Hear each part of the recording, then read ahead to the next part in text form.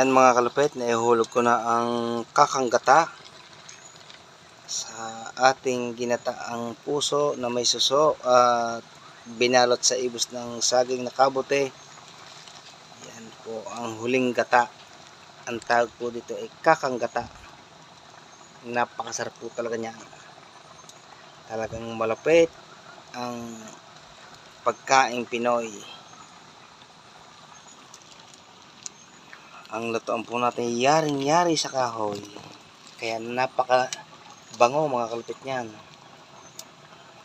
Masinaing po at lahat ng lutuin basta niluto nyo sa gatong na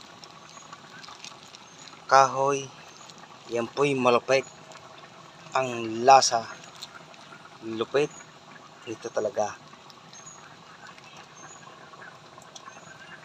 Ang bango mga kalupit.